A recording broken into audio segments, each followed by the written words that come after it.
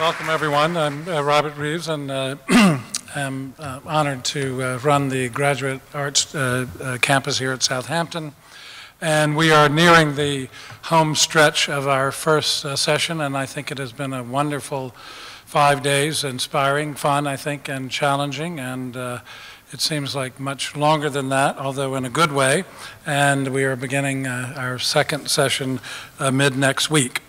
On this special evening honoring Christine Vachon, I wanted to take the opportunity to give you all a brief update on what's happening on this campus. Our programs have flourished in the last 6 years since Stony Brook University acquired this campus. We are the fastest growing graduate program in the humanities and arts, not just at Stony Brook University, but in the entire SUNY system. And each year, since being at Stony Brook, we have expanded in significant ways. Our wonderful literary periodical, the Southampton Review, our Manhattan location. Last January began workshops in Florence and Kenya. And we have, of course, as you see, this summer expanded our summer offerings. The vision here, of course, is to build a campus devoted to graduate arts, and we all feel this is the opportunity of a lifetime, to take arts programs from where they sometimes fitfully or unhappily are housed in traditional academic programs and gather them as a collaborative community under the umbrella of storytelling through words and images that actually reflect the reality of arts as they exist today. We started with the MFA in Creative Writing and Literature. Last summer, we announced the MFA in Theater, which is already having enormous success. We are also, just this summer, building a presence in visual arts with Scott Sandel's amazing Almost Beachfront Studio, and we're excited about that. And now, this summer, we are announcing plans to build a graduate film program that will put us, we believe, at the forefront of graduate education at this transformative moment in the world of film. You will see the first iteration of that program next summer. We are building programs that accommodate the radical change happening across disciplines in the arts, change happening right now, but we are also trying to accommodate the changes that we don't see coming. These changes are unsettling and occasionally scary, but they are also wonderful, and the arts we see are becoming more important rather than less important. The gatekeepers are disappearing, and across all of the creative disciplines, we are witnessing a great democratization of the arts. I'm delighted that we are honoring tonight our newest faculty member, Christine Vachon, who is joining us to build a film program in the innovative spirit of this graduate arts enterprise. You will hear much more about that in the coming months. Tonight, however, you will hear about her art and her extraordinary career. To interview her, I'd like to introduce a wonderful member of our faculty, the Emmy Award-winning producer, Annette Handley-Chandler. Annette has produced films for Paramount Pictures, Disney, PBS, ABC, CBS. There has to be some other letters there. And she teaches our extremely popular screenwriting course. She is also a former literary agent and programming executive, and she also, and more recently, writes fiction, because I don't think anyone teaches in our program for very long without trying fiction. So please welcome Annette Handley-Chandler.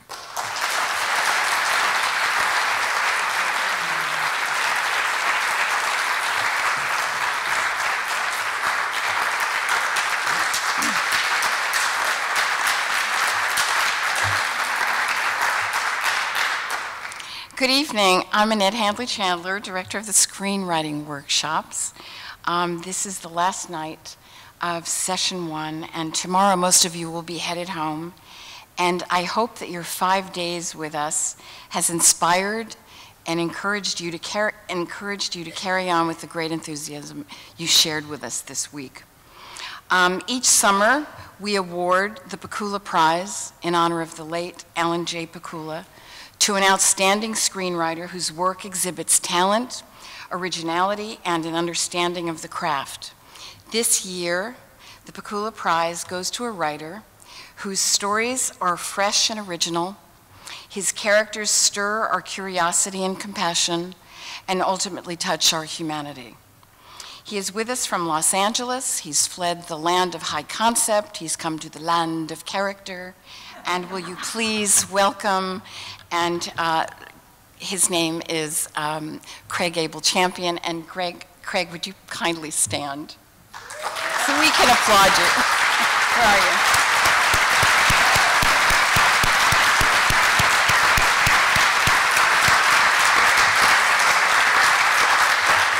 Congratulations, Craig.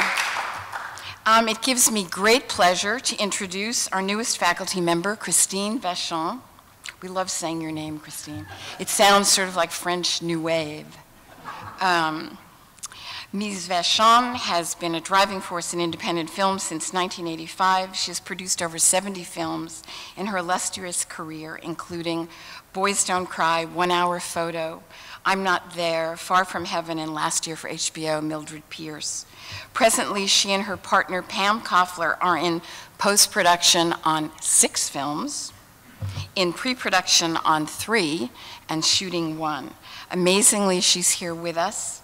We are happy to have her. Please welcome Christine Vachon.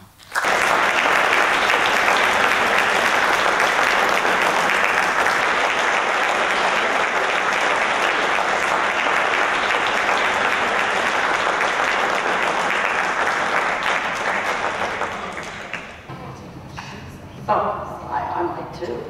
You're going to take your shoes off. So, welcome. Hi, happy that you're here. Well, thank you. Wow, I sound so loud. It's nice though. You said yesterday, I'm going to jump right in because we have a lot to cover. I want to show clips and cover some of your work. You said yesterday that you have loved film since you were very, very young. And I've read a little bit about you, and I know that your father was a photographer. Does his work have anything to do with influencing yours? You know, my father was an FSA photographer, and he also worked for Look magazine. So he was a Depression-era photographer, and then when he worked for Look, he really took pictures of celebrities. So I suppose in some sense, the idea of, you know, of capturing those kind of moments was something I grew up with. He died, unfortunately, when I was 12 years old, so I don't remember a whole lot about him. But I guess that whole notion of capturing a moment that people want to have and to hold and spend time with is maybe something that, yes, you know, has you know, really permeated what I do. Yeah. I come from a family of photographers, and we've always been into visual image. It's almost in our blood, so I understand that. You know, I have worked with screenwriters, and I often tell them that they better be committed to the idea or to the story they're telling, because they may have to rewrite it over and over. Like 100 million times. But I've read that with, for example, Notorious Betty Page, you were with that project for 13 years. So when you're in development and then eventually finally in production and through marketing, what holds your interest? How are you able to stay with a project that long? I mean, but that's what you have to decide at the very beginning. I mean, ultimately, look, I always say our projects, you know, they may take a while to get going, and I'll describe them as in development, but often what I really mean is we had to wait. You know, we had to wait, you know, for whatever reason, because the time wasn't right, the script maybe wasn't right, we had to wait for the world to turn around to us. Piece of casting had to fall into place, or the piece of casting that we had to get interesting. Sometimes, you know, sometimes you do have to wait for the world to turn around for that. With Betty Page, I think, you know, like we had to decide from the very beginning that that was something that movie was something that we were interested in for all the right reasons, and that we'd stick with it. you know, kind of no matter what, and we did. And, you know, things changed, it was in vogue, it was out of vogue. There was a moment where we could have made Betty Page, except the biggest thing, have you guys all seen it? Yes. Yeah, okay, good. I heard enough yeses. See, the great thing here is I can't see anybody. I just see a black, you know, so I hear a few yeses. I'm like, that was all of them. All right. So this is the thing, and now there's a lot more of you, so you didn't all see Betty Page. But the biggest problem with Betty Page was that Mary Herron wanted to shoot it in black and white. And that was a real deal breaker, and there were a lot of companies that were willing to back the movie, but only if it was in color. So I went back to Mary time and time again and said, look, you know, if we do it in color, we could do it right now. And she said each time, I just, you know, it's not how I see it. And I said each time, oh, okay, you know? And, but she got, you know, eventually she got her way, and I do think the movie's better for that. But it's just an example of again, like sometimes you know, getting a film greenlit really is like threading a needle in the eye of a storm, and you just have to wait for all those things to go on. It brings me to my next question, which is you're a director-driven producer and you work a lot to your credit with first-time directors. And you talked yesterday about their enthusiasm and their commitment and their vision, because often they have it. What are the challenges of working with a first-time director? Well, I mean, the big challenges are the obvious ones. They haven't done it before. And I mean, on the negative side, they haven't done it before, and it's very challenging for cast. You know, especially these days where our films are so cast-driven financially, and to get an actor to commit to a movie with a first-timer is tough, especially if it's a tough film and an actor wants to feel like they're in capable hands, and they, when it's a first-timer, you know, they're nervous if I'm really going to go there, if I'm really going to play, you know, like a Hilary Swank part in Boys Don't Cry. How do I know that that director is going to be able to get me there and get me there safely? And I'm not going to make a fool of myself. Right.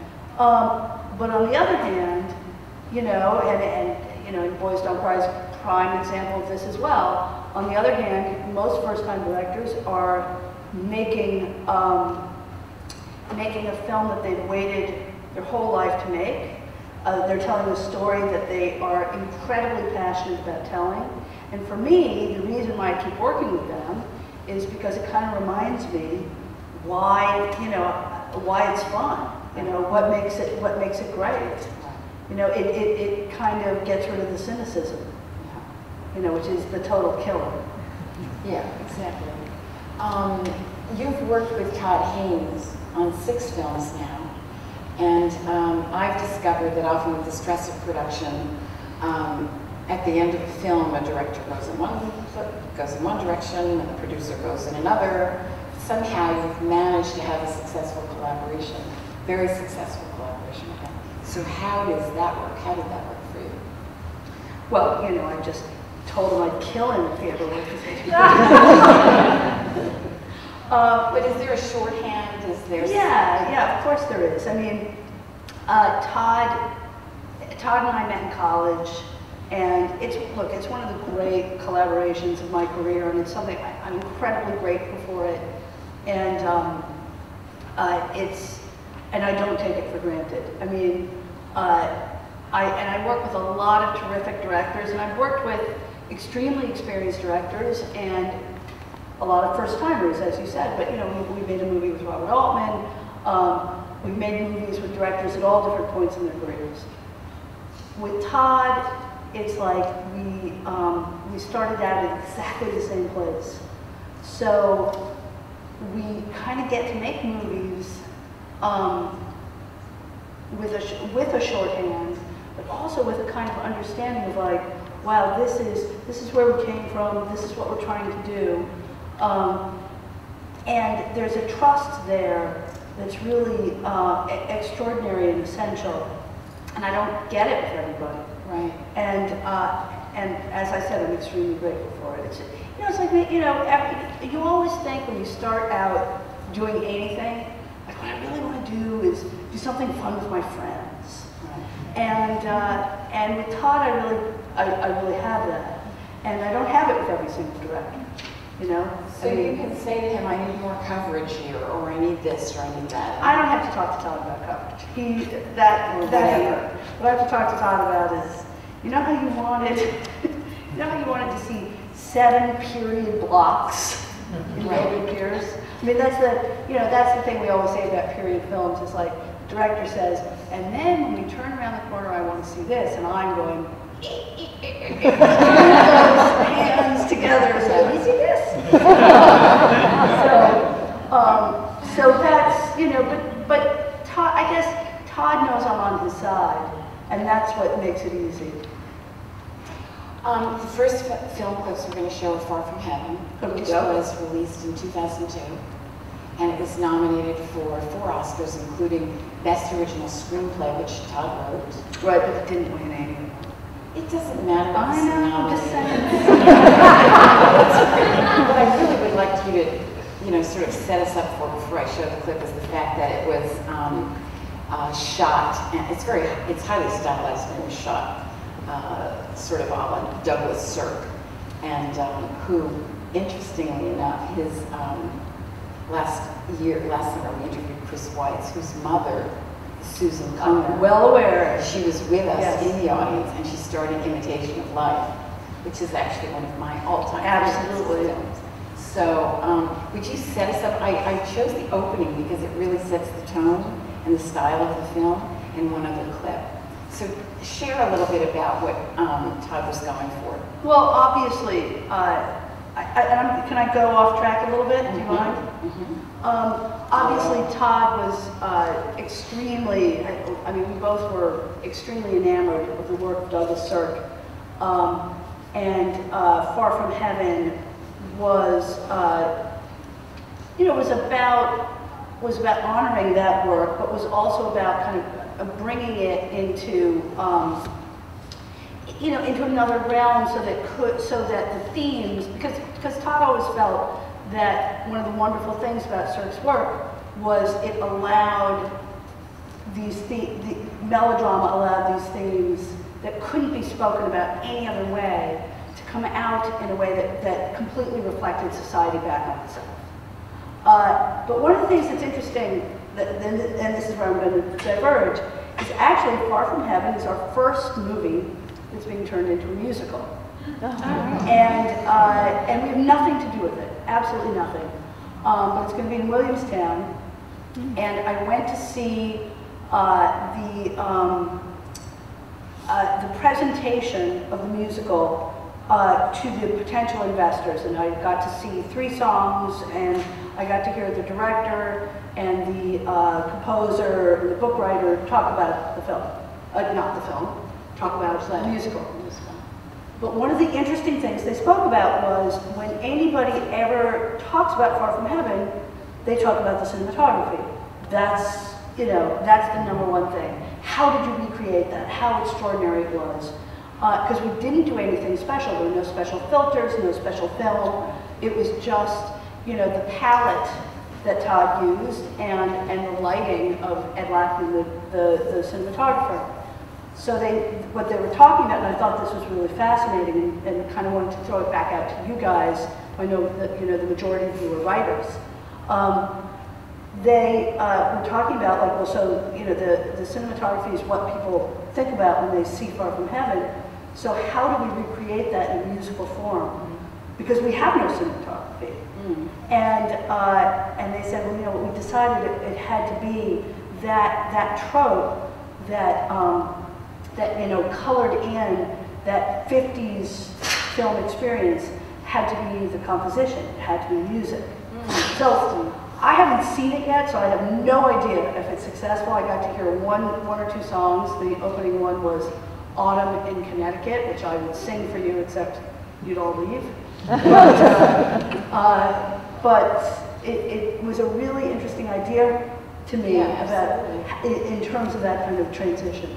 So set us up for what we're going to see, because it has this very glossy Technicolor look from the 50s. And I think it's important to say that Cirque was really underappreciated in his time. I think in his But I time, think 20 years later, well, or even 30 or 40. I mean, I think Cirque in his time was underappreciated because people thought he was a woman's director, and that was a, you know, not a compliment. I mean, you know, I don't know how much more setup really to give this. You know, Far From Heaven was really, in some ways, Todd's breakthrough movie. We also were shooting it. We started production in October 2001, so right after 9/11, which I don't really think has an impact on the film per se, although it has a huge impact on what I think about like the actual process of making it. I think it's an extraordinary movie. It has, you know, Dennis Quaid, Dennis Haysbert, Julianne Moore. All of them are kind of at the top of their game, and I think Todd's sort of twist on those, you know, on the films of the 50s and how he brought it back home. Really, I mean, I think it's kind of what Mad Men is doing. yeah. You know, I think it's like he just kind of like, you know, was doing it for anyone else as usual. Yeah. So pay attention to the way the overhead shots and the sweeping shots and the glossy Technicolor and the soundtrack and even the title sequence. So Peter, we're going to show 2 clips.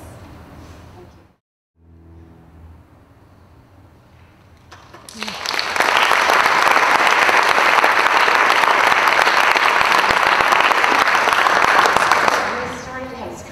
Last night, but we sort of got interrupted, but this was shot on a soundstage, most of it, and then the exteriors were in Bayonne. Is that?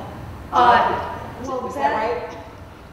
The exteriors were in Bayonne, Patterson, Elizabeth, like a lot of smallish New Jersey towns that, you know, were not so economically blessed, so they kind of had stayed the same. Yeah.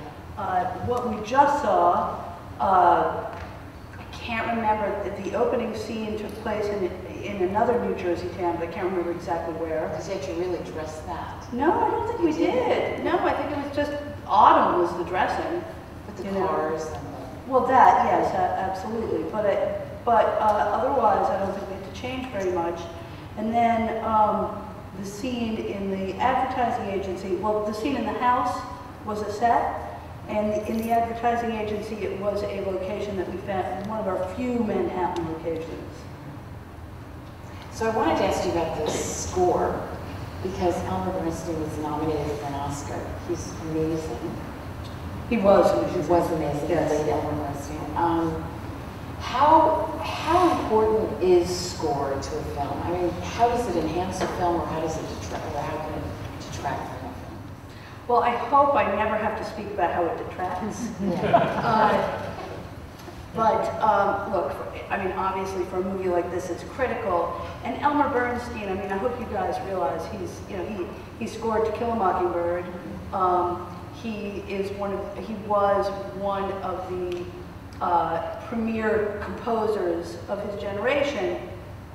And when we first reached out to him on Far From Heaven, I mean, he was the obvious choice, but at the same time, we weren't a very high-budget movie, and, you know, the first thing his agent said to us was, you know, you gotta be kidding. And his agent said, you gotta be kidding, and I've got these other composers who, you know, are just starting out, who might work for what you're willing to pay. But Todd wanted Elmer, and it felt so right. We kept pursuing it. We got him to see the movie, and he agreed to do it. And I went to the first day of, you know, watching a score for a movie is it's kind of one of the great privileges of getting to make a movie. And there's not that many, as you know. I mean, there's, you know, because it's mostly a headache, And there's a few things that make you think like, okay, being a producer is good. And watching a score, you know, watching like a small orchestra play, you know, as your movie's run, like really playing to the film is really amazing. And it's one of those kind of, you know, movie magic moments, like where you think like, you know, there is something about all these elements coming together and, you know, getting on celluloid or tape or whatever it is. So I went, we were recording the score at Warner Brothers, and I went and I got there early in the morning, but they had already started, and I saw a tiny little old man, like, you know, I think he was playing the violin or something, and I thought, oh, well, that must be Homer, you know? And then I saw this other guy who was kind of bossing everybody around, and he was very vigorous, and he was, you know, starting to, and I thought, oh no, that must be Homer. And I think he was about 80 years old when he did the score for Far From Heaven, and it was his last score. And really, you know, look, he had an extraordinary time doing it, and he and Todd had a wonderful relationship. You know, none of these things mean anything, but I do wish he'd won the Oscar. Yeah, I really do. I agree. It bugged me. I thought he did a wonderful job. It was really, really terrific score.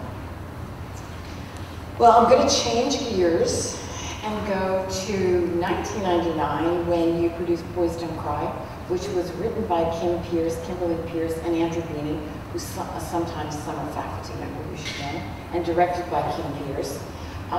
It's the true story of Brandon Tina, a transgender teen who preferred life in a male identity until it was discovered that he was biologically female. He received dozens of awards, including a Best Actress Oscar for Hilary Swank, which you said you were really happy about yesterday. And the original film, this is what I'm curious about. The original film was 2 hours and 45 minutes. So now you're working with a first-time director. How do you convince her, how do you get her to cut this film to a reasonable length? Because I know there was some back and forth. Did I say that in my book? It was 2 hours and 45 minutes? Yes. Like, how did you find that? Yeah. Well, but one of the things that was so difficult is that even at 2.5 hours, 2 hours and 45 minutes, the movie played. It was really good. I know. Yeah, it was really good. That happened. And, you know, there may be a universe where that 2 hour and 45 minute version could exist, but it really isn't ours. And it isn't. Because at the end of the day, for the movie to be successful, it had to be able to play, you know, in a 2 hour or under format, so that it could play in theaters, so that, you know, for all of those reasons, so that it could be a regular movie. In some ways, I feel like you don't really earn the right to be 2 hours and 45 minutes until, you know, you're Bertolucci, and then even. So that was it was really hard, because if the movie hadn't played, it would have been easy to say to Kim, look, you know, no one's sitting through it, but people were. Everyone was. Yeah. So finally, I think what we did,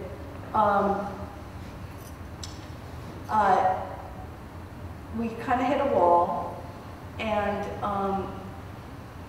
we asked Kim to just take 45 minutes out of the film that she could put back.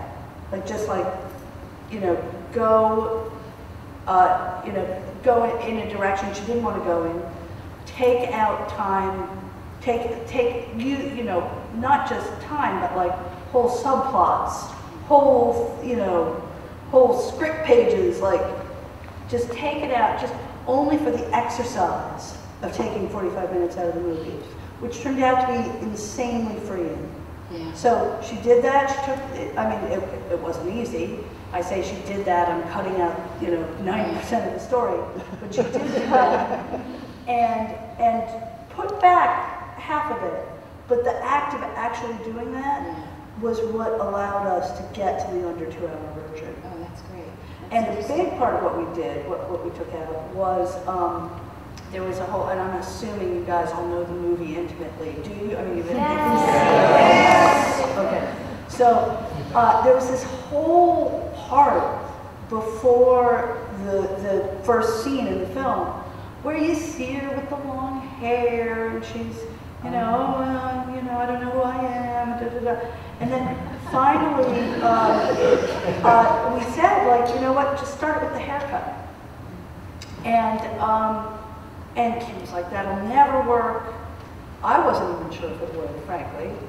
But we just were like, oh, we're just starting it where the first really important narrative thing happens, which was the haircut. And that meant losing a good 15 minutes of narrative for that. And it completely worked. It did work. It really worked.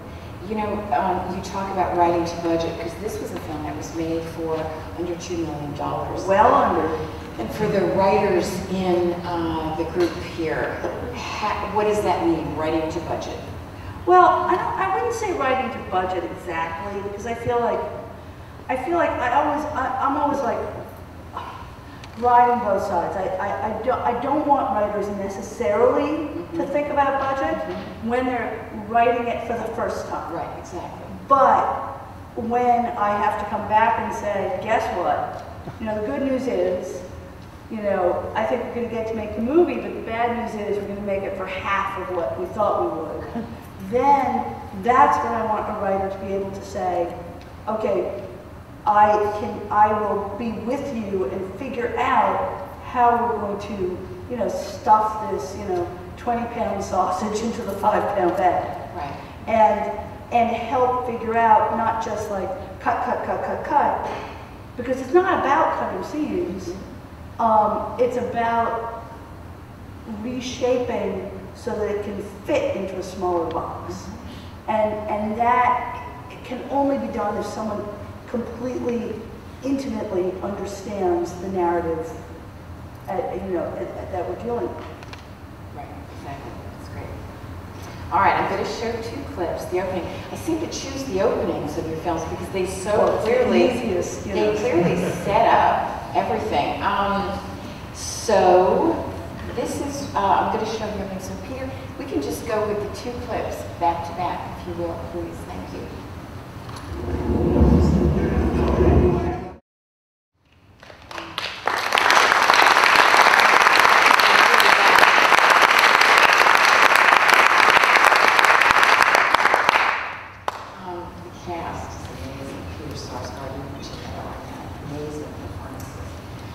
Did you have to cast around Brandon Tina? Did you have to cast around Hilary Swank? How did you? I mean, honestly, one of the things about, the thing that made Boys Don't Cry was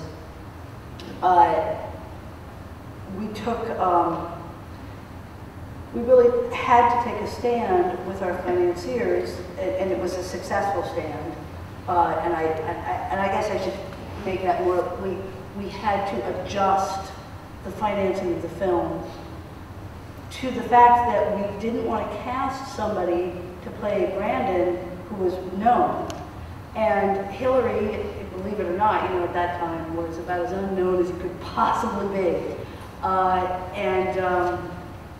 think she'd been in 90210 for about 3 episodes, and she'd been in Karate Kid 3 or 4. So we had an opportunity to make the film with an actress that was more known, but we really felt that as a viewer, it was absolutely critical that when you saw Brandon come on the screen, that you had no baggage whatsoever.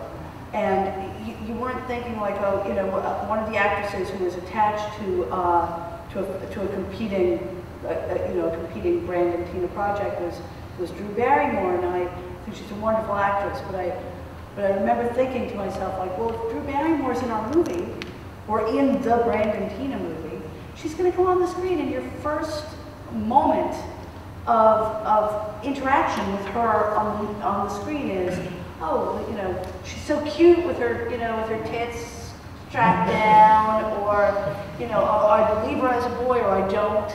And then you will get into the film.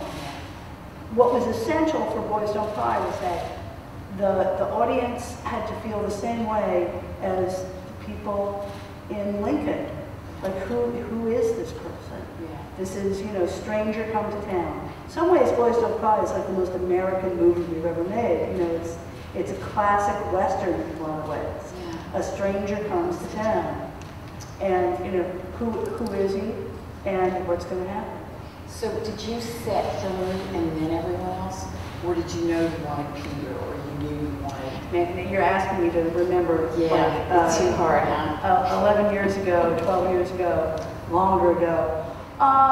You know, none of those actors had, I mean, Peter was an extraordinary actor who I knew about, but he hadn't, he was really on the rise. Brandon Sexton, also, I don't know what he's done, hasn't done a whole lot since, but he was also another extraordinary young actor. I mean, we set Hillary because obviously that film was all about Brandon, Yeah. but we had the luxury of really, once we decided that the budget was going to be, you know, lower than we could have even thought possible, we had a certain freedom in casting. Mm-hmm. But they were all great. I mean, they were all great young New York actors, except for Hillary, which was interesting because Hillary actually, even though she hadn't done much, she'd experienced, you know, a little bit of the LA, like she'd been on a TV show, she had a trailer. So, you know, she came to Texas. We shot the film actually outside of Dallas. And she came to Dallas and, you know, she was like, well, you know, I'm bringing my dog with me. And I was like, well, you're bringing your dog? Where's your dog going to be? She's like, well, the dog can stay in my trailer. I was like, I have news for you about that trailer. There isn't one. And it was kind of like the New York actors and Hillary sort of, you know, had a somewhat of a separation, which kind of worked for the movie, because it was, again, you know, a stranger comes to town and nobody knows who she is. And that's great. In your book, A Killer Life, you talk about casting and the process and how often a director finds out about his characters by virtue of seeing the many interpretations that different actors bring to the process, which I found really interesting. Can you talk a little bit about that for the directors in our group? Well, I mean, one of the great things I do think the casting process, which we were able to do on Boys Don't Cry, where we auditioned hundreds of young women to play that part, and as a result, Kimberly was able to engage with so many actors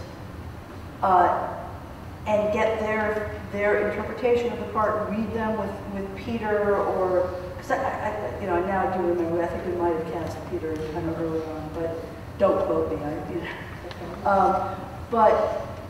but that process was extraordinary for her, and really for her ability to, you know, to take the film to the next level. I think one of the hardest things now is we don't audition actors very much anymore. We really have to like slot them in on our films because there's so much part of the financing process. So allowing a first-time director to sit down with, you know, this potential actor, to read with that potential actor, we don't get to do that very often, and that's really precious. Yeah, I believe that it is too. Because you really do, you discover things Absolutely. in the character that you didn't even know were there, to depending on what an actor brings to it, which I find really quite amazing. I was really blown away by the cast of Happiness, because is it Karen Manheim? Jared Harris? Jared Harris. I'm talking Carol about some Mann. of the lesser, Absolutely. Jane Addams. Absolutely. Amazing characters. And this was a film, Happiness was released in 1998, a film written and directed by Todd Haynes, and probably the most provocative film. And Well, some would argue with you with kids, or, I mean, provocative is kind of, depending on Exactly. Yes. But I'm wondering, okay, when you have a film like it, or you have a film like Happiness, how do you market it when it courts controversy? well, Happiness came out, I do feel, have you guys all seen it? Yes. I mean, it came out at a time where I kind of feel like the cultural zeitgeist was a little bit more open to it. Mm-hmm. I mean, I do feel like if Happiness came out now, it would go straight to VOD, and it would get like a great audience, Yeah. but it would not have the theatrical embrace that it really did have. I mean, when Happiness came out, critics went crazy for it, and it did very well theatrically. But So you have to get there. we have to get there, but Todd had made a very successful, he made a film called Welcome to the Dollhouse, which won Sundance, and which we say is his first film, but it wasn't really his first film. He had another film that was his first film, but we don't talk about that. But Welcome to the Dollhouse was a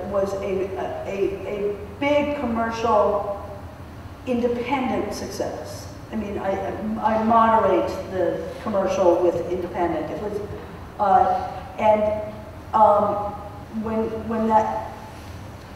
after he made that film, and he wrote the script of Happiness, and Ted Hope and I decided, and Todd Solondz decided that he wanted us to produce it, we were approached by any number of potential financiers. It was a different time, meaning that, like a movie with the themes of happiness, there were a lot of people willing to kind of like throw their hat in the ring to get that made. And I don't think that would happen now. Yeah. So It feels like there was a window. it was like this narrow 1 second. Yeah, exactly. Well, we're going to show 2 clips from Happiness. You heard.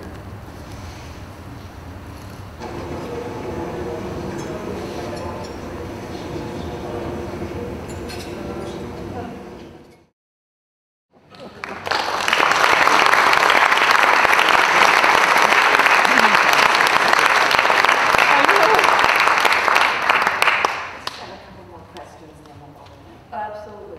But you have written that in order to realize the artistic possibilities of film, you've got to be in touch with the social and political realities of the time. I did. It's really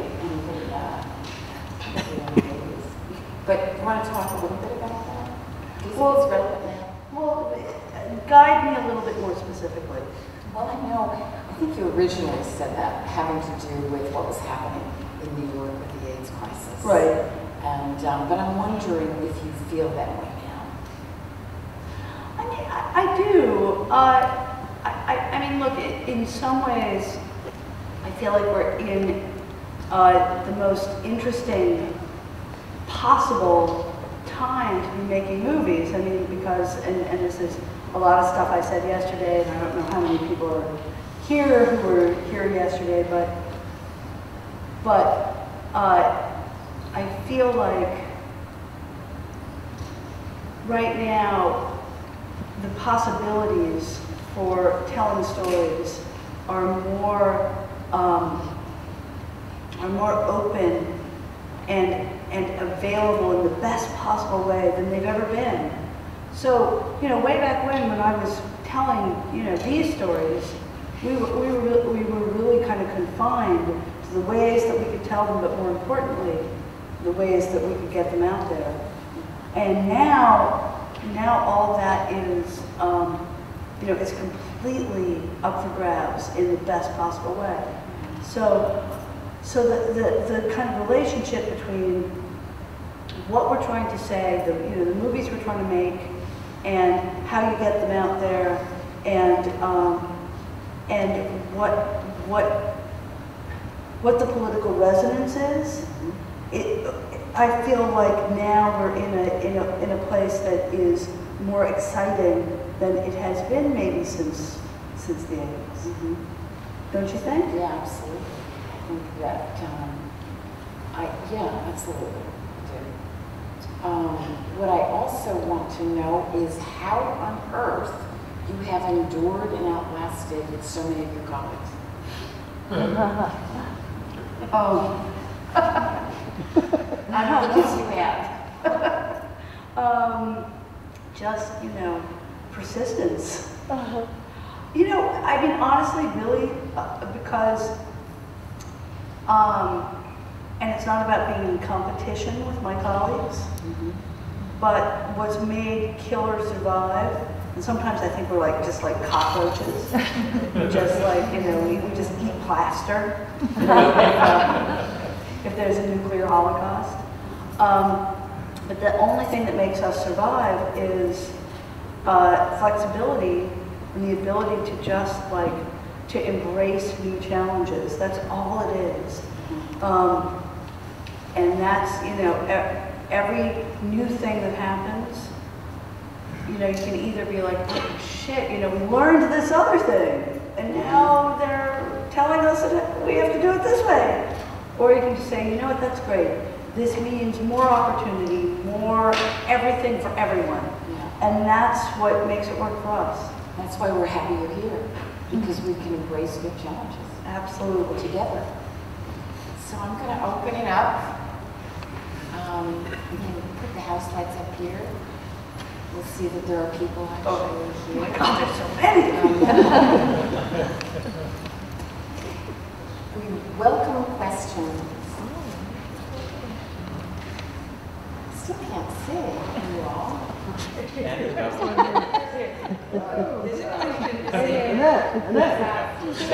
we put the lights up? There we go, much better. Okay, where are we? Here we go. Andrew, take it away. Sure. Christine, they're talking about 6 films in post-production and 3 in pre and 1 shooting. Is there anything that ties them together? Is there any one common element that ties them together? Are they all over the lot, all kinds of different stories? All kinds of different stories, but I obviously tie them together. So, you know, I hope that what really ties them together is they're all stories that are provocative and exciting and, you know, interesting and, you know, I don't know what else, but we have an eclectic slate, and I'm happy for that. I like that you can't say like, oh, that would necessarily be a Killer film, and that, you know, like those things go together. I like that it's a little mixed up. Anyone else? Yes, Karen. It feels to me, thinking about, of course, these films that I experienced, you know, and it was so exciting to see all your films when I was coming into my interest in film. And there's a certain irreverence and quirkiness about that body of work in the late 90s and the early 2000s. And in this climate that we're in now, where it's almost like the tension string, socially and politically, has been drawn so tight. Well, I guess maybe, you know, do you feel like the times are different now? It feels to me that it's drawn so tight that now we're ended up with all these films in the movie theaters that are all about sequels and whatnot. Is there room in society right now for that quirkiness? I mean, do you feel like it's changed? Do you feel like the voice? Oh, it's totally changed. And I mean, you know, is there room in society for that quirkiness? Of course, but it may not be in a cinema near you. You know? It may be on VOD. It may be on, you know, on a website. It may be, that's the real change. You know, I feel like movies have become, I mean, when I first started making films, when we, you know, the art house cinema was foreign language cinema. And that, you know, when you were going to see an art house film, you meant you were going to go see something with subtitles. Then that morphed as I started making those movies, and not just me, but, you know, a lot of people making, you know, so-called independent film, art house film. And then those films were supposed to be a genuine alternative to Hollywood cinema. And then what I think started happening was the genuine alternative to Hollywood cinema started being television. Started being The Sopranos and The Wire, and that's where you went to see really, you know, completely non-risk averse storytelling. Where they were, did I do that? And I was like, risk averse, non-risk averse.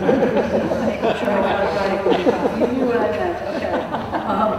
I am like polishing off this bottle of wine. Just making sure I have it right. But at that time, we were like, all right, we're making movies that are risky and a true alternative. And that worked for a while, but then it flipped. And television started saying, well, we're going to make movies that are the true alternative, or just stories. We're you know, The Wire or The Sopranos or whatever. We're going to tell the stories that are truly different. So I do think it's changed. I mean, I say all the time, I say I couldn't make Happiness now. Well, you know, I could make Happiness now, but maybe I couldn't make it as a theatrical film that was successful and that won all the critics' prizes that it won, and etc. I couldn't make Poison now, or I couldn't make Kids now, because that's, at that time, people were going to the cinema to see movies as an alternative to, you know, to big Hollywood. And now I think maybe they're going to TV.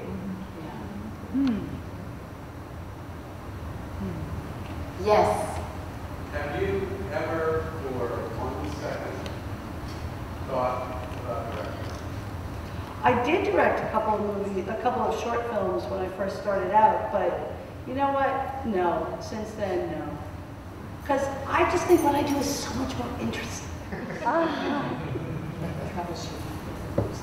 Yeah, I get to think about, you know, right now I have 5 movies on the boil, and really, you know, like today, I'm trying to cast one of them, I'm locking down financing on another. I couldn't do all of that if I was directing. If you're directing, you gotta focus on like one movie at a time, and I don't have to.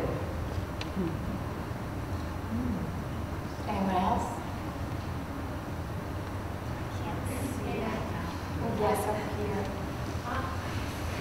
There's almost a foreign feel to these films, even though they're very American in their essence. Even though Americans as a whole are really low on the passport, in terms of number of passports that we have and all the travel that we do, I think the internet has opened up at least exposure to the world. Have you seen that as an influence in the work that you've done, or do you see it more on the horizon? What, foreign films as an influence? As a major influence. Foreign films as a major influence? I mean, this is America, so we don't really acknowledge anything. I have the great good fortune to travel to a number of countries, and in Europe, Asia, pretty much everywhere.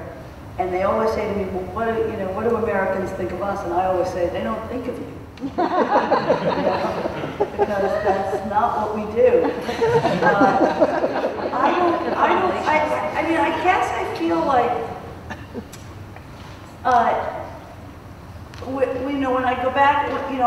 standard thing of saying, oh, you know, when I first started out, you know, independent film was foreign language film. I actually do think that's swung back around, and now I do feel like we're more attuned to foreign language film. A little bit more, at least the people who watch Netflix or, you know, are engaged that way, but only in a tiny, tiny way. Yeah. We have time for one more. Yes. I have one quick question, Christine. Killer films and the slate that you have that you're working on now, it's pretty diversified. I mean, you have a couple documentaries on there. You know, no documentaries except for the one that we executive produced, Shut Up and Play the Hits, the LCD sound system movie. Oh, okay. All right, applause. Yeah.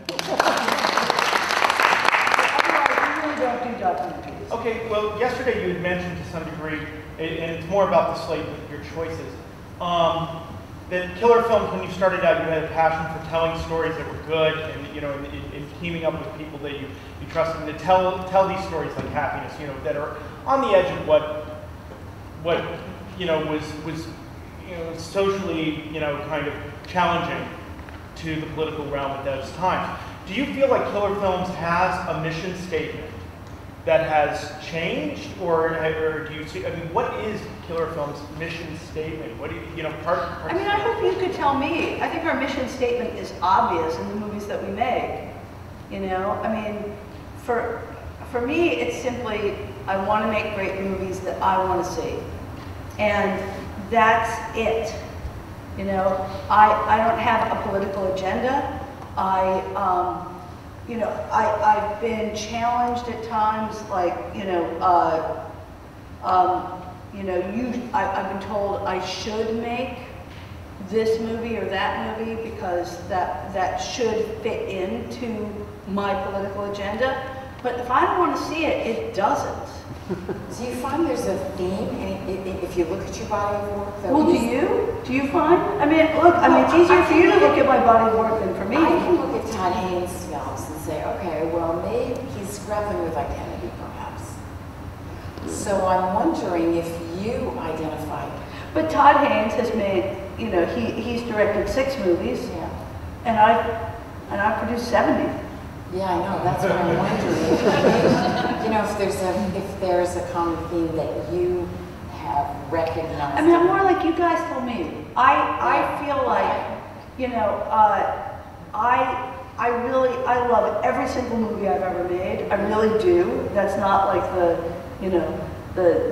mother who has like a dozen children, you know, and says like, you know, 2 of them are special needs, but I still love them. I mean, I really do love every film I've made, and I know why I've made every movie I've made. And some of them have been harder than others, absolutely. But ultimately, I don't really feel like there's an obvious mission statement beyond I want to make movies that people want to see. And sometimes I'll make a movie for a nickel, and then I know that the audience for it is going to be like, I can fit in my hands. But that's okay, because I made it for a nickel. You know, and that's I don't mind that. And sometimes I want to make something that's bigger and that has bigger aspirations, and that's great too. All right, well, then one more. Where are we? Anyone? Over here. Over there. Okay. So, with all the films that you have on your docket, when you think about distribution and distribution plan today, can you talk about that? And, I mean, you have so many films this year alone that you're working on. Are they all going to get theatrical distribution? Probably not. No, I mean, of the 5 films that I've produced since the beginning of January, at least 2 of them I know won't get theatrical distribution, because that's not the deal that we made for them start. That's not the deal that was made for them from the get-go. Can you talk about theatrical distribution today and when that is dream, the goal of every film is to get that core lot. But it isn't for me. And you talk about as distribution in terms of if it's not theatrical, you love distribution on every level. You love film festivals. You love when you see film, do you feel like this is where this film belongs, this is where this film goes, or the distribution climate today? How friendly do you feel the distribution climate is today? How friendly do I feel? I mean, I don't really know how to answer that question.